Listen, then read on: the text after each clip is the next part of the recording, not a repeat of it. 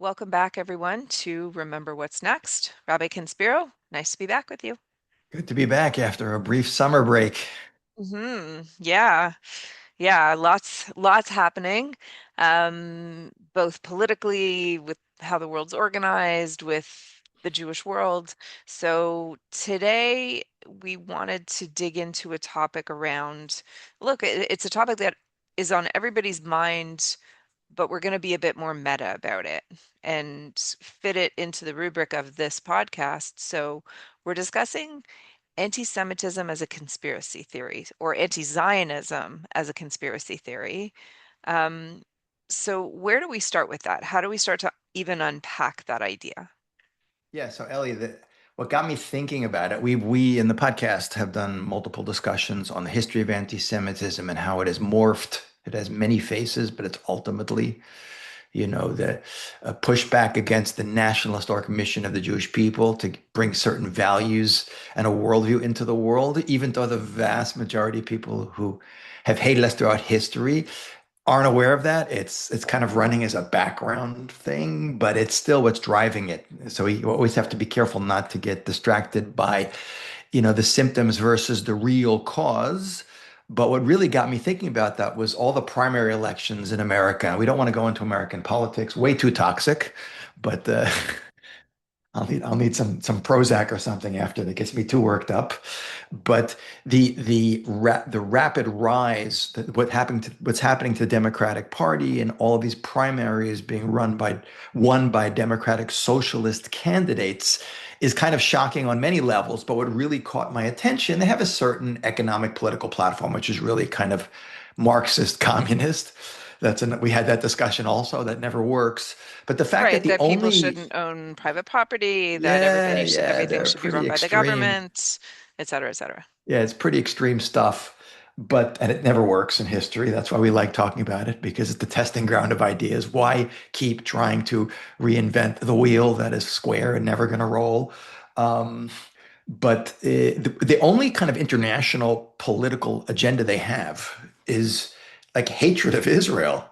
The notion it's Right. in their platform, cut off aid to Israel, isolate Israel, reject Zionism. And these come from the people who are generally associated with being the caring people. We don't, Hmm. the Democrats, the left is the ones who are, but with all and we've discussed this also before, with all of the wars and terrorism and tragedies and needs in the world that we focus on this little country Israel is very, very scary. And it's shifting American policy, especially since October 3rd, 2023 with the Hamas's attack on Gaza. You'd think you would have gained more sympathy. What's interesting is the normal pattern of Jews being slaughtered gets us a little sympathy. It didn't last at all. I mean, because we defended, unlike previous times, we didn't have a state, or we were really Right. clearly the underdog. Uh, it exploded in an explosion of anti-Semitism. Where now, when you look at the political, environment of America, you see a big split between the Democratic Party and general Republicans. Again, 83% of Republicans on average are sympathetic towards Israel, while it's only 33% of Democrats and 48% of independents. So there's a real split going on there and of course the double standard, the hypocrisy, and all the stuff we've talked about. But it's not just the Democrats, the Democratic Socialists. It's we see that Israel is rapidly emerging in on both extremes. And actually, you see it more as a party platform on the left and more as a personal platform on the extreme right. People like Tucker Carlson and Marjorie Taylor Greene and Candace Owens and Nick Fuentes. And these people are like really saying the quiet part out loud in a way that not even the Democratic Socialists are saying. The Democratic Socialist beef is, genocide and apartheid and this whole like cocktail of worldview you have to have about indigenous and haves and have-nots and oppressors and Well, oppressed. it seems like they're all saying the different thing. They're all saying the same thing just with different words. Meaning the left takes the language of the left and the right takes the language of the right, but they're all spouting the same conspiracy theory. Um, it just is put into the language of the evil of that particular viewpoint, if I understand True correctly. that. True that. Exactly. They're all talking about the nefarious APAC, American Israel Public Affairs Committee, which is just another one of the many lobbies in America that everyone does to lobby for support for their particular issue. In this case, it's Israel. So you definitely hear, people like Zorn Mandani talking about it all the time, and it should be outlawed and illegal, and it's a double standard, of course.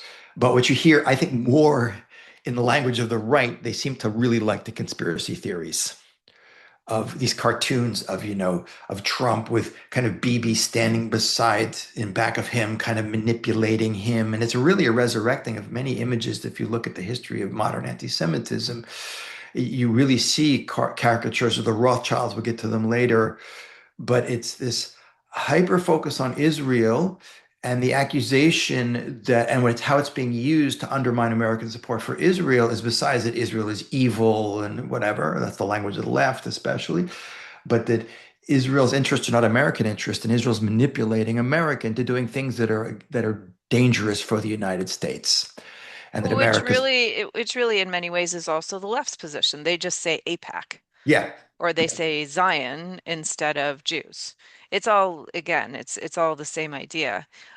I also think it's important to maybe just define for a moment, like what is a conspiracy theory? Like right. from what I understand, it's generally a belief that that a secret, powerful group is deliberately controlling events based on little to no evidence that that's true, but it gets picked up because it fits with the hatred of the time or the fear of the time or the trying to find an explanation for events that are beyond our control. So, did I miss anything? Because it's helpful Yeah, to understand what a conspiracy theory is, because then you can name it when you see it.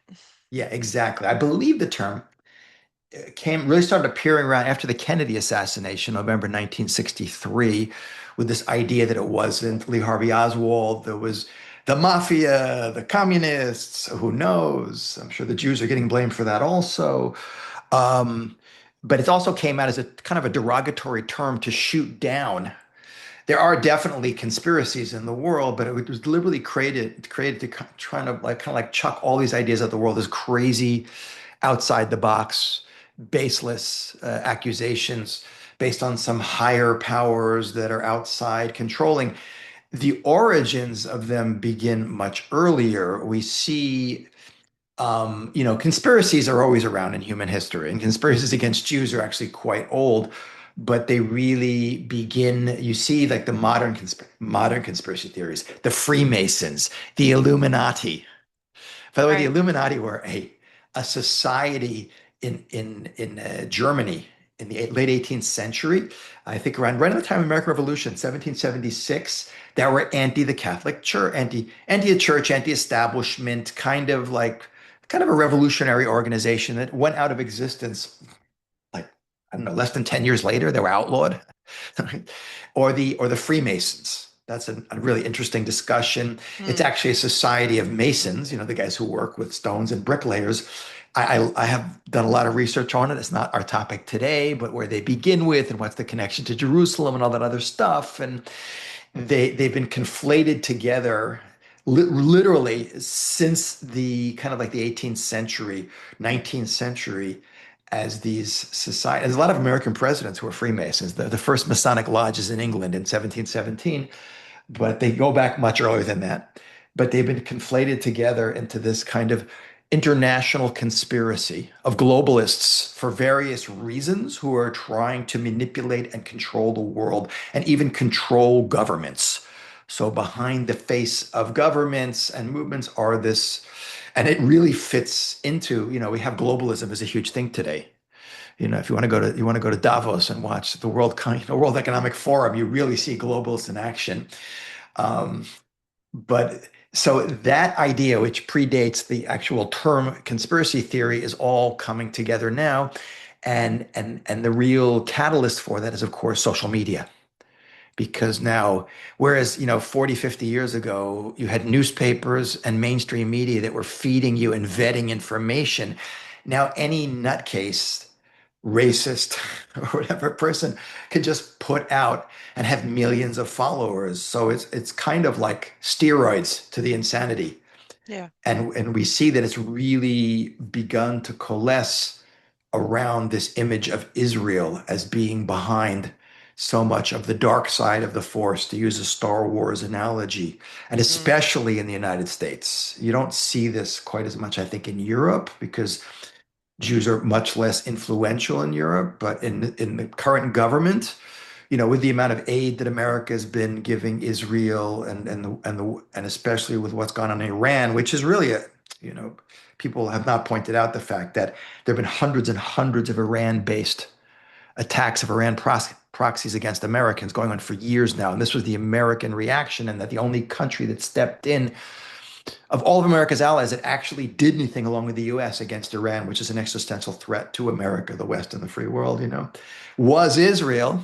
And ignoring the fact that, yes, America gives Israel $3.3 billion of military aid every year, of which like over 3 billion has to be spent in the United States, which is kind of a stimulus package for the American military industrial complex. All those things aside, it's all being ignored. The facts are being ignored, reality is being ignored, and it's all kind of morphing into this toxic combination of conspiracy theories, globalist thinking, anti-Semitism that's being stirred up by the internet and activated by the extremes in the political system of the United States to create a very dangerous environment for Jews in general, because we know that anti-Israel sentiment is just another mask that anti-Semitism or anti-Zionism sentiment is hiding behind. Most people still won't come out and say anti-Israel quite yet, but they'll say Zionists.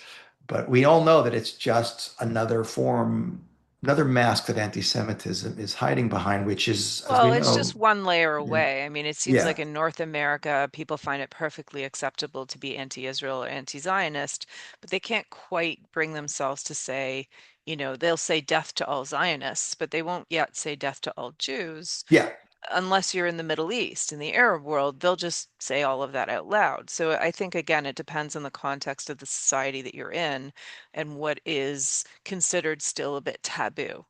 I don't think it's going to be taboo here for yeah, long, and mainly because all of the protests are happening outside of synagogues and all of the attacks are happening on Jewish right. schools. They're not happening on the Israeli embassy.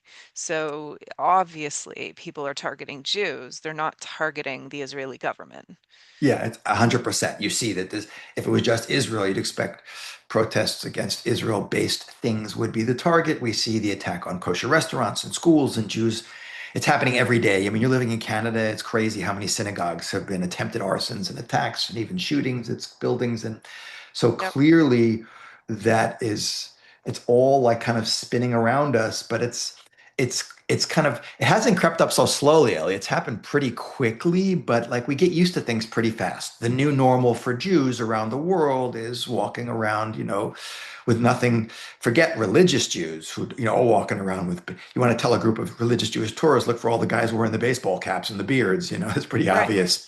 Yep. But it's just Jews in general are everywhere are much less comfortable, but it's all coming together. So I think it's worthwhile, like doing a little bit of a rewind on this and going back to maybe the history of the Jewish conspiracy theories and how really at a very, it's so obviously illogical, stupid, and not fact-based. But if we want to go back, if we rewind like 1,000 years, okay, and this is when a lot of countries in Europe weren't even countries yet, not Italy, not Germany. This is when like Jews in Europe, we're not talking about Spain, but in living in the Muslim world, but Jews in Europe are a teeny tiny minority of the Ashkenazi Jewish world living amongst the other who are all Christians. And there, the first, the earliest accusation against Jews, as we've mentioned in previous episodes, is this, the Christ killer accusation that's in the book of Matthew in the gospel. But we fast forward 1,000 years later, and you have that that is used by the fear of Jews and the accusation of Christ killer is part of what unleashes the violence against Jews at the time of the First Crusade in Europe, and after 1095. But this act, when the Black Death hits Europe in the 14th century, all these conspiracies, because the Jew is always different. He's on the side. The rest of the world is, living differently, looking differently, eating, acting. So and you're dealing with a very ignorant, superstitious period of time in European history that's very religious based. And there's a lot of fear and superstition and the devil and all this stuff that's in Christian thinking. Evil comes from the devil. And the Jew and the devil are conflated into the same person. So the Jew is accused of, during the Black Death, even though lots of Jews died in the Black Death, of getting poisoned from the devil to poison the wells in the air of Europe, or of kidnapping Christian babies to use their blood to bake matzah. But these are not politically based influence things. They're just Jew, devil, evil. So that is kind of running as a background program in the thinking of in places like Germany, where you have image that I show when I do my Why the Jews presentation. It's the an image on the bridge that outside the ghetto in Frankfurt, the Judengasse, which is called Judensau, Jewish female pig, and it's got a large female pig with a Jew riding backwards on the pig, wearing the Jewish symbol of the circle, holding up the pig's tail.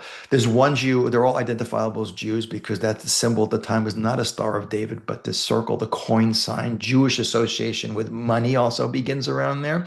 Not because Jews had so much of it, but because the, the church outlawed usury, loaning money at interest at that period of time in 1215 in the Fourth Lateran Council, and someone has to lend money at interest, otherwise there's no Right. banking. So since the Jews are already going to hell for killing Jesus, let's force him to lend money, which only is going to exacerbate the hatred and the fear. And now we owe Jews money, and they're going to like Right. foreclose on our debts. So all this Right. is swirling around. So you have this image on the bridge of this rabbi riding a giant female pig backwards, one Jew underneath suckling from the pig, nursing from it, and then the devil with the Jewish symbol holding another Jew's head who's kneeling down and the pig is defecating into his mouth. Mm. Wow. And you can see, when Hitler appears, we're talking about hundreds of years later and talks about how the Jew is subhuman in controlling the world. And you're Right. building on all this Jews and money. But it really doesn't take off that much because Jews are too small and not powerful enough. I But also when we, think it's, I mean, yeah, just to throw in, I think yeah, it's sure. hard for people today to imagine why or how Jews would have been othered, because certainly in the Western world, Jews have become so synonymous with white European society. People are just like, nah, that probably didn't happen. Like, nobody would look at a Jew today and like other them. They wouldn't be seen as a minority.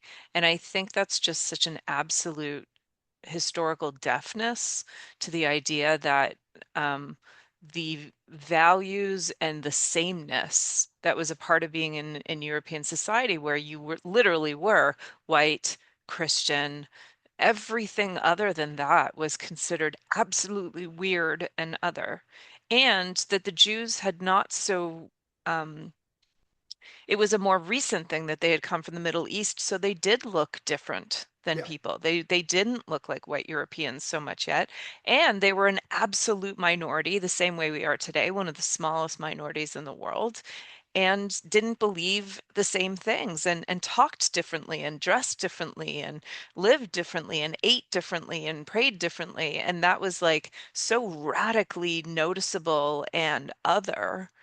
Whereas today, living in the Western world, yeah, whatever, people just do whatever they want in their house and who cares what they're doing? Everybody does different things. So I think it's exactly. really hard today for young people, especially, to even imagine what that could have been like for Jews because they just think of Jews as white people. Yeah. Well, that's because when your litmus test for other is only skin color, and there's not that many races, then it's funny. Hitler was the guy more than anyone else who made the big deal out of Jews being a different race and an inferior race. But the reality is also, by the way, you don't see this in America because America is a melting pot of so many different ethnic groups, and Mediterranean peoples tend to look alike. Jews look a lot like Italians and Greeks, and they're. But when you go to places, and I've spent a lot of time in these places, you go to Northern Europe, you go to the Scandinavian countries, you go to Eastern Europe, to Poland, boy, do they look different. There's certain features. I don't know, stereotype, but both of non-Jews and Jews. I look at people today, when I was a student in Moscow years ago, and I would walk with my Russian Jewish friends, and they just walk down the street and they'd go, Ivrev, Ivrev, like a Jew, Jew, Jew. And I go, how can you tell? And they would say in Russian to me, it's so obvious. And I've gotten very sensitive to it. You live in these Jewish shtetl neighborhoods in America today, and there's a Jewish look. There is, even amongst Ashkenazim, Sephardim, the skin color varies, but it's not a racist thing to say that. That's the way genetics works. But you're right. You, race is only, it's only like skin color. You got to be black in a white society or Asian or Latino in a white society. And it only can go one way, but that's another discussion. It's only that the white people can be. So different groups can be of the same skin color and look at the other group as an inferior group of people and treat them accordingly. And that was the situation that Jews were definitely in 100%. But if we kind of fast forward to the Enlightenment, we get to the 17th century, 18th, 19th centuries, when, the world starts to get more interconnected between trade and commerce, and governments start to become, countries start to normalize internationally, in terms of Italy, Germany's all become countries, and a lot of things are changing in the world, and economy and modern economies are starting to develop. There you have the emergence, nothing to do with Jews, of conspiracy theories. There was there was the idea, like I said, the Illuminati coming out, and these ideas. So a letter was sent in 1806. It's called the Simony letter, and it was sent to a French author, Augustin Borel. Barul, I don't pronounce his name, and it's the first kind of attempt. The letter itself goes back earlier, but it's the first attempt to kind of connect Jews to modern conspiracy theory.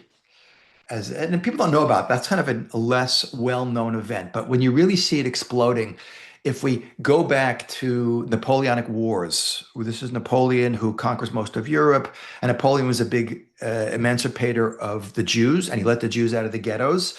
And this is the story of the birth of the Rothschilds, who were living in Germany, which is not a unified country yet. Mayor Amschild, living in the Frankfurt ghetto, the Judengasse, who was, since Jews were barred from most professions and economically, physically marginalized, one of the things they did get into, if they could, was financing, saving a little money and lending it and saving more.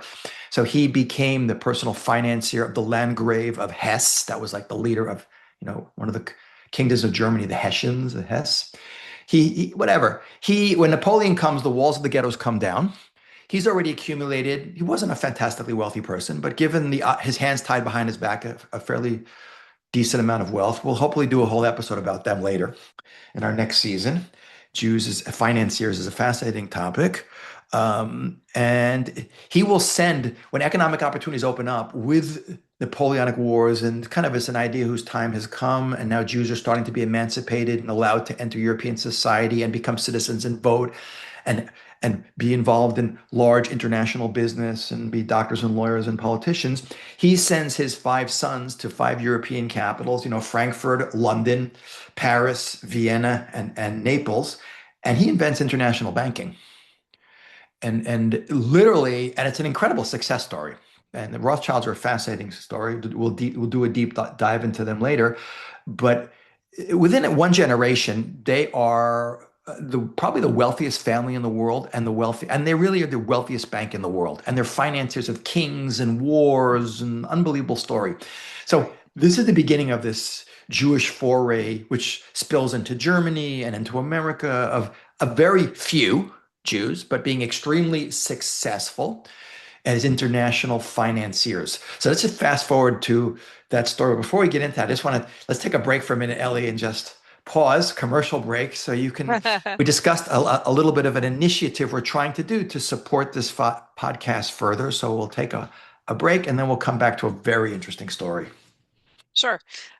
So in the pause, we just want to mention, if Remember What's Next is helping you understand Jewish history, if it is making sense of the present in this crazy world that we're living in, or if it helps you feel more connected to our shared story, you can help us keep the conversation going through our Ko-Fi account. The link is in the show notes. Even the cost of one coffee helps us research, record, and produce future episodes. So go ahead, check out the link in the show notes. Thanks for listening and sharing and supporting Remember What's Next. Thank you, Ellie. Okay, now back to what is one of the most interesting stories. Is if we fast forward, so Jews are involved. German Jews are coming to America, becoming very big financiers. Most of them coming with nothing, by the way. That's that whole discussion we've had previously about, Jews who are, radically transformative thinkers and very driven, always finding ways to, make the best of worse situations, and often rising to the top with as Mark Twain said, the Jewish made a marvelous fight in this world with both hands, both hands tied behind him in all ages. That's Right. that Jewish personality. Um, but hardly done in consort as like a, the Kabul, as we'll see, is like a Jewish king sending various Jews around the world to set up banking operations. These are all independently done by Jews who were just using their Jewish brains and their Jewish drive to do that. But if we fast forward to the beginning of the 20th century, and this is already Jews have been emancipated, but most Jews in the world are Ashkenazi Jews living in the Russian Empire, which is never good. There's only two kinds of czars, Russian rulers, bad and worse. There's all kinds of persecution and terrible things happening. Meanwhile, the world is seemingly marching towards enlightenment and tolerance. Ha ha ha. Get to the mid 20th century, and courtesy of the most economically, technologically, culturally developed, arguably governmentally developed country in the world, Germany, boom, we get mechanized mass murder known as the Holocaust. But at the time, at the turn of the century, it was looking pretty good. Meanwhile, in Chisinau, in Moldova, which is today, White Russia, this was just at the time part of Tsarist Russia. There's the first crusade, first pogrom in the 20th century, where the mob goes wild. A lot of these pogroms are either sponsored or tolerated by the Tsarist Russian government as a way of allowing people to blow off their steam and dump their aggression on Jews as opposed to the corrupt, feudalistic Tsarist Russian government. So for 3 days, there's rioting and Jews are killed and women are raped and stores are looted, and then the police come in and finally stop it. The Which, Western which, by the world, way, just to say, is pretty much the same thing as the conspiracy theories today. It's just like, oh, everybody's feeling, unhappy with their lives. Everybody's feeling like they don't have what they want. Everybody's feeling like things are chaotic. So let's just point everybody towards yeah, the Jews in Israel so you can take out all your frustration and your aggression and your fear on one set of people. And that way we don't have to deal with it. right, And in exactly. fact, we can just keep doing what we're doing over here while you're all distracted by hating the Jews over there. So it, Yeah. it just seems to me, same, same. Yeah, and of course, anti-Semites always project what they're doing onto the Jews. It's the mirroring phenomenon that they're going to accuse us of doing what they're really doing. But yeah, get drunk, kill some Jews, beat a bunch up, rape some women, loot, and you'll feel better after the hangover wears off and you're blown off some of your aggression. But the world was horrified at the time. This is the 20th century. We don't do that. Ha ha ha. And meanwhile, so why am I bringing in that story? So here you have a lot of the Jewish world, some of whom are quite influential, a small minority are very upset with the Tsarist Russian government. Meanwhile, fast forward to the other side of the giant landmass that is Russia, that stretches for thousands of miles, goes out to the Pacific. Russia gets into a conflict with newly emerging, much smaller, far less developed Japan. It's called the Russo-Japanese War, and fighting erupts, and it's like ridiculous. It's like, it's like the Fiji Islands declaring war on, China. That's so mismatched. And Japan doesn't have the economic wherewithal to sustain a conflict. Meanwhile, Jacob Schiff, very interesting person. I believe the Jewish Museum in New York is his house. These are the German Jews who came to America mid 19th century. Became a very powerful financier. He's not a particularly religious Jew, but he's very angry at the Russians for what they did to the Jews in Chisinau. And, my enemy's enemy is my friend. And Asia has no animus towards Jews historically. There's no Jews living there. This is before sushi was introduced into the Jewish world, which has been a great cultural innovation for Jews, but this is before that. So he goes and arranges for a $200 million loan. This is like 1904. The war was 1904, 1905, to allow Japan. Literally, he arranges for the finances to pay for like half the expense of Japan. That's all an insane amount Wow. of money, like 125 years ago. And Japan goes on to take Port Arthur and beat Russia. It was really embarrassing for Russia. Why am I telling you that story? Because this is when Japan is really starting to emerge as a major power. We fast forward decades later, and the Japanese soldiers who fought in the Russo-Japanese War are the Japanese military junta that's going to control Japan. Okay, there's an emperor, Hirohito, but he's not really controlling. He's a figurehead. Japan becomes like a military dictatorship. Hideki Tojo, you can read your history of Japan, and they will launch. They really have expansionist view of Asia, that it's their whole sphere. So they will invade Manchuria, which is part of China in 1931, and then an all-out invasion in 1937, where they take Nanking, which was the former capital. They will slaughter between 200 and 300,000 Chinese soldiers and civilians. It's called the Rape of Nanking. It is horrible. The world reacts with, like the U.S. will slam an embargo on Japan, and this is what leads to Pearl Harbor. Ultimately, Japan is being crushed. But if we rewind again back to the Russian Revolution, we're jumping back and forth, but it's such an interesting story, which illustrates how people who truly believe that Jews control the world would treat Jews. In 1917, there's a Russian Revolution. This is when the communists take over. There's a Russian Civil War. And it's basically the Tsarist Russian forces or the pro-Western Russian forces fighting the communists, Lenin and Trotsky. And all the armies, this is during World War I, but all these Western countries, including Japan, which fought on the side of the Allies in World War I, are sending troops into, the Japanese are going to Siberia to fight the communists there. It was very close. Thanks to the Trotsky, Leon Trotsky, the Jew, he basically saved the communist army and saved the revolution. But the Tsarist Russian loyalists that had the backing of the Allies were deeply anti-Semitic. So all the Japanese soldiers who were coming to fight all got copies of what was the most famous forgery ever written, probably, which is called the Protocols of the Elders of Zion, which was written by the Okhana, which was a Tsarist Russian secret police organization in 1903. And what they did was take all of these kind of conspiracy theories that were floating around. The Protocols is based on a mid-19th century French novel that had nothing to do with Jews. They kind of lifted the basic plot line out, took the conspiracy theory thing that was in there, inserted the Jews in, and published this book, which basically is that, every 100 years, that all the rabbis and the heads of the secret organization, the Jewish Federation leadership get together to plan the next 100 years of Jewish control of the world. That is the birth. And right, it's all coming together. 1903, Russo-Japanese War, Kishinev pogrom, protocols. It's like the pivotal year. This book will spread like wildfire. It will be adopted by Henry Ford, who will serialize in his Dearborn Observer newspaper. He was a huge proponent of anti-Semitism. By Father Joe Coughlin, this Catholic priest in America at this early 20th century, who was a rabid. He had millions of listeners, rabid anti-Semite. Hitler will pick up on this book. So now we have everything kind of coming together, and that the Jews, and of course, I always say, how do you know it's a forgery? Anyone who believes that 10 Jews in a room could agree on anything knows nothing about the Jewish people. But this is one of the most reproduced books on the planet Earth.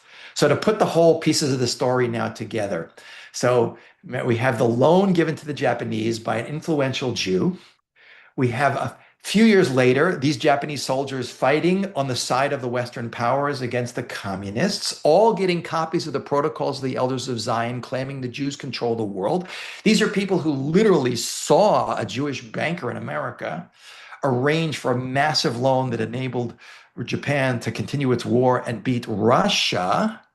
And these were the people who, fast forward, talking about decades later, are the leaders, the military leaders of Japan. So this causes the Japanese to create what's called the fugu plan. And a fugu is a blowfish, which is this fish that puffs itself up, which apparently it has a very dangerous neurotoxin in it. If you cook it correctly, it's not kosher, but it's apparently really good. And if you cook it incorrectly, you die. So traditionally, when you order in a Japanese restaurant, the chef comes out and tastes it first. I guess you wait a few minutes to see if he's still standing, then you eat it. But what is it symbolic of? A great opportunity, in this case, a culinary opportunity that's very dangerous. So the Japanese put together this plan. Marvin Tokayer, the former rabbi in Tokyo, who's no longer alive, he wrote this book called The Fugu Plan, about the plan, which was called the Fugu Plan. The Japanese hatched this plan in the 1930s. They put it all together and they say, wow, these Jews really do control the world. America's put a boycott on us. They actually believed that the Jews were behind the control of America. Some of them even believed that President Roosevelt, who was 4 times elected as president, was really Rosenfeld. Here's what we're going to do. We're going to invite. Now, Wild. Germany is already in power. Hitler, 1933, the Nazis are in power. They're already passing anti-Nazi legislation, anti-Jewish legislation in 1935, the Nuremberg laws. Let's invite like 50,000 German Jews. We will settle them into Japanese occupied Manchuria and northern China. Jews, being incredibly driven and gifted and revolutionary in terms of their thinking, will turn it into a superpower colony of Japan. And President Roosevelt will lift the economic boycott that is strangling Japan. They actually sent Wow. emissaries to America to investigate. They went to Stephen Weiss, who was a close confidant, Rabbi Stephen Weiss, reform rabbi of Roosevelt, who threw the emissary out of his office, by the way. So how dare you think we put American interests in front of, Jewish interests? He was a hyper loyal American. And Wow. then by that time, by the way, in 1940, already Japan had joined the Axis alliance with Germany and Italy, and the Germans didn't look so kindly on that. So they dropped the plan. But why did I do that whole really fascinating story? Because it illustrates, Ellie, one thing, that people who truly believe that Jews control the world would not only not mess with us, but they would actually court us. We want Jews. I mean, this is not something that is new, by the way. We see throughout history that even when Jews literally had no control and were being bounced from place to place, often the reason why we would be invited in. That's why Jews were invited into Poland by people like, Boslav and Casimir going back over 1,000 years ago, Right. or almost 1,000 years ago, was because they were literate and numerate and had connections. Okay, there was only a small number of them, but they're driven people and we can use them. So people who truly appreciate Jews are never really threatened by Jews. They always, Mm. send me Jews. It's always, as we talked about previously, a great symbiotic relationship. But that's such a great example of people who really bought into something that no one before had really bought into, which is this conspiracy theory that Jews really are controlling the West and the United States, that emerging superpower of a country. And so let's take them. Let's take them in. Yeah, it's always such a funny, idea, especially with the power politics of the media and all these different things that you see in the Western world. Like, if you really thought that Jews were controlling the government or controlling the media or controlling Hollywood, you, we would see far more Jews in, first of all, positions of power, and second of all, we'd be writing better scripts and including Jews that aren't total idiots in Hollywood movies. And then also the media would not be talking about, the New York Times wouldn't be consistently saying that Israel's a genocidal state. So it's such a funny thing, like to say on one hand, oh, Jews control the media, but then the entire mainstream media speaks badly about Jews. Yeah, 100%. I mean, like I said, if we have to not conflate Jewish impact with Jewish influence. So We've talked. unpack that a little bit to Yeah. just, So I mean, we've what does we've that talked mean? about this. We talked about the Jewish personality, like what I mentioned previously in this episode of Jews, not being traits that are exclusive to Jews, but Jews seem to have disproportionate amount of radically transformative thinking in terms of creative ideas and finance and whatever arts and even politics. Incredible drive, because you can have a lot of good ideas, but you got to have the drive to push them forward. And Jews caring, which is why, you look at the Jews rise to the top in so many situations throughout history. You have, even when you look at the Joseph story, which is the paradigm in Egypt going back, 3,000, 500 years ago, whatever. Even, he's kind of the model for the Jew in diaspora, rising, going from a slave and a prisoner to the CEO of the biggest empire in the world. But we see this throughout. It just, you can't keep Jews down. It's not and not necessarily always doing good stuff. Massive financial scandals and a lot of bad stuff can be done by Jews too. So Jews are naturally disproportionately impactful people, which is why people think there are many more Jews in the world than there really are, especially if you go to Asia.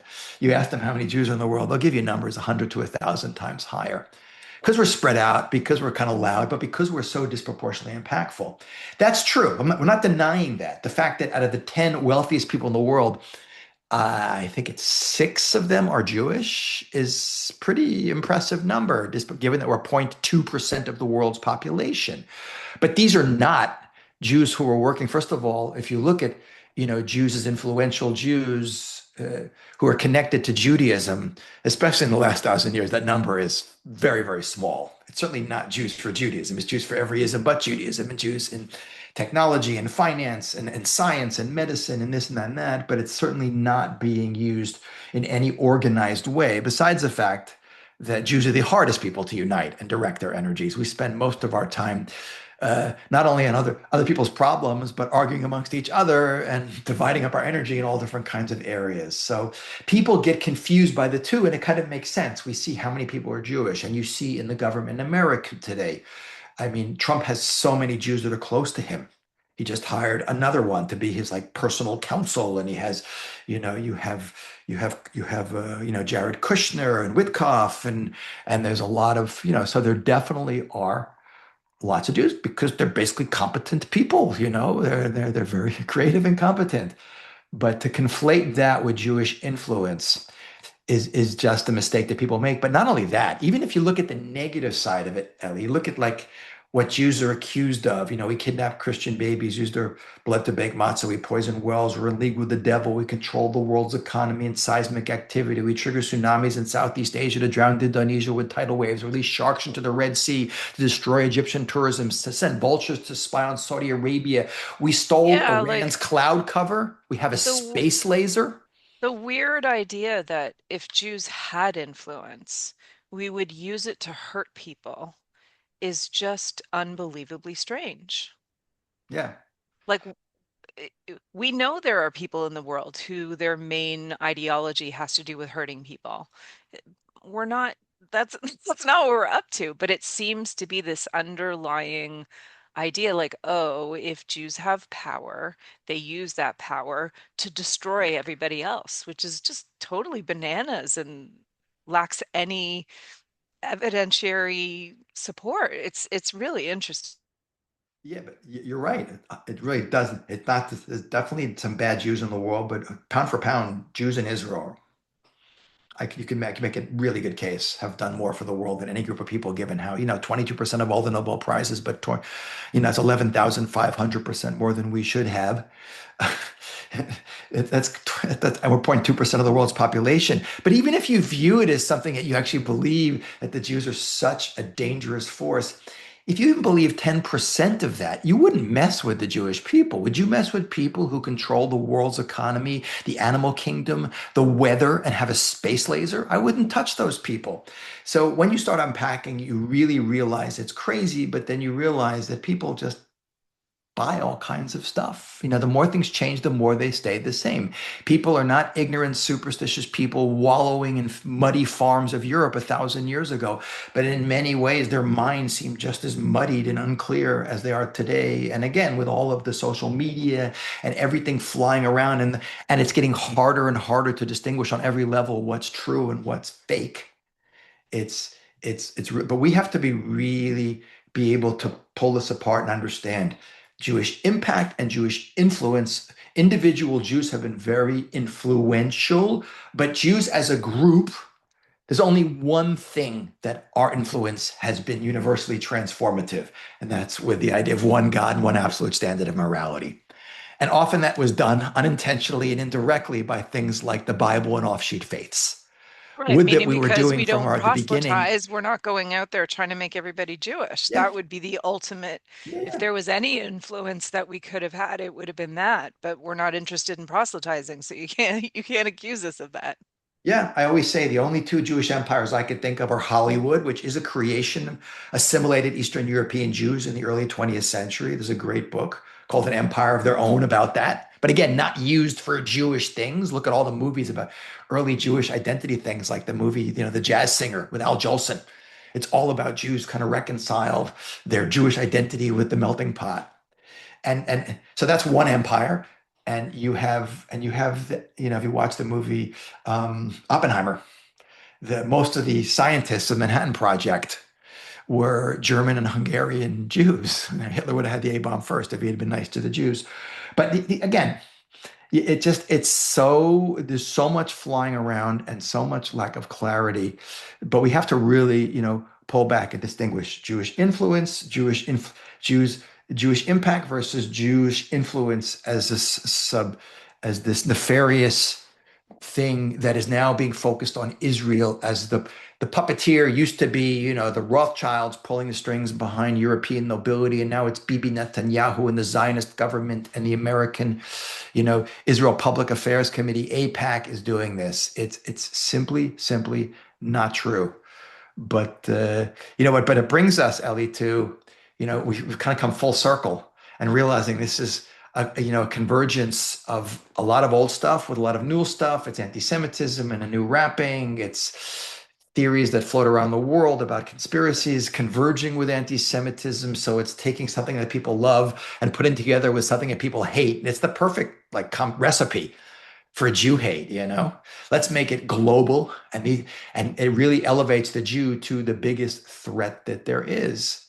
But I think it really gets us, as it's all a wake-up call for us as Jews. We have to always recognize that, the fundamental thing we brought into the world is that one God who not only gave us one standard of morality, but he's a God who acts in history, and he controls the show, and that history is a controlled process leading to a destination.